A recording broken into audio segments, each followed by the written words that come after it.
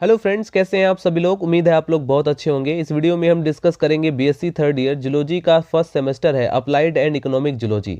दोस्तों, इस सेमेस्टर में हमने सेकेंड यूनिट स्टार्ट किया है वेक्टर एंड पेस्ट, जिसके अंदर हम रेट को कवर कर चुके हैं। आज की इस वीडियो के अंदर हम डिस्कस करेंगे टर्माइट्स के बारे में। अगर आप इस सेमेस्टर से रिलेटेड वीडियोस देखना चाहते हैं तो डिस्क्रिप्शन बॉक्स में आपको लिंक मिल जाएगा, या फिर आप चैनल के अंदर जाकर भी देख सकते हैं।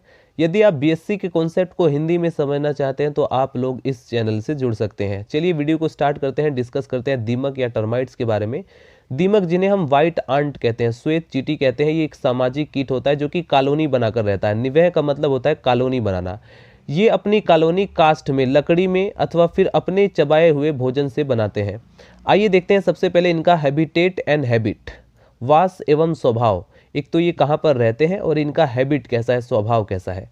तो दीमक जो होते हैं टर्माइट्स, ये लकड़ी, पुराने वृक्षों, जितने भी ओल्ड ट्रीज होती हैं, फर्नीचर या मकानों में जो लकड़ियाँ होती हैं, कास्ट होती है, उनको पेनिट्रेट करके उसके अंदर एक गैलरी की जैसी स्ट्रक्चर बना लेते हैं। कुछ दीमक मिट्टी में इसी प्रकार की स्ट्रक्चर बनाती हैं तथा उसमें उगे हुए पौधे अथवा घास की जो जड़ें होती हैं उनको नष्ट कर देती हैं। लकड़ी में रहने वाले दीमक फर्नीचर, लकड़ी के लट्ठों, सूखी लकड़ी आदि को खाकर नष्ट करते हैं। दीमक की कॉलोनी में शाही कक्ष, अनेक अन्य कक्ष, अनेक पथ होते हैं और विशेष कोष्ठ भी होते हैं, एक चैम्बर्स होते हैं। इन विशेष चैम्बर्स में फंजाई का निवास होता है। उसमें फंजाई भी रहते हैं जो कि लकड़ी के पाचन में हेल्प करते हैं, लकड़ी के जो डाइजेशन है उसको हेल्प करते हैं। अब हम देखते हैं सोशल ऑर्गेनाइजेशन इन टर्माइट्स। दीमक में सामाजिक व्यवस्था किस प्रकार की है, उनका ढांचा कैसा है, उसको देखते हैं। छोटे आकार वाले स्ट्राइल वर्कर्स, बंध श्रमिक यानी कि स्ट्राइल वर्कर्स जाति के कीट, ये फंजाई द्वारा जो सेक्रेटेड मटेरियल सब्सटेंस होता है तथा लकड़ी को खाते हैं, तथा ये रेगर्जिटेशन द्वारा युवक कीटों तथा अन्य जाति के दीमक कीटों को भोजन प्रदान करते हैं।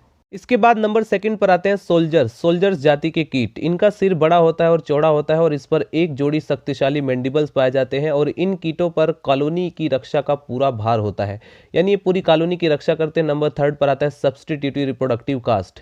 ये सेक्सुअली मैच्योर होते हैं जो कि निम्न अवस्था में रह जाते हैं। अगर निवह यानी कॉलोनी का राजा या रानी मर जाती है तो इनमें से एक उस मृतक का स्थान ग्रहण कर लेता है।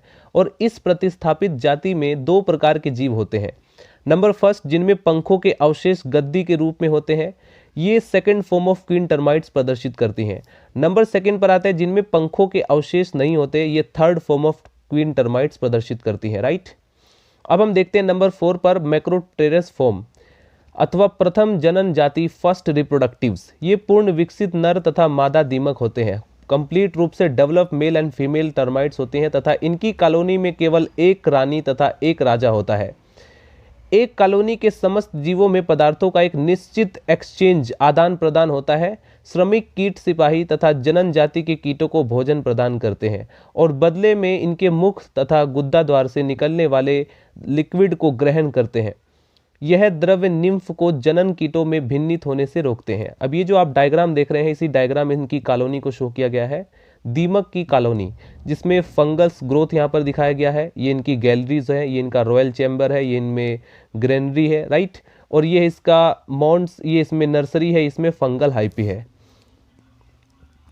बसंत ऋतु के अंत में तथा ग्रीष्म के प्रारंभ में नए जो विंग्ड मेल और फीमेल दीमक होते हैं वो पुराने संघ से निकलकर उड़ते हैं और कुछ समय पश्चात इनके पंख गिर जाते हैं और ये भूमि पर आकर के कॉपुलेशन करते हैं। कॉपुलेशन के पश्चात प्रत्येक जोड़ा एक कॉलोनी बनाता है तथा इसमें कॉलोनी का ये शाही जोड़ा बनाते हैं और ये नया छत्ता प्रारंभ करते हैं।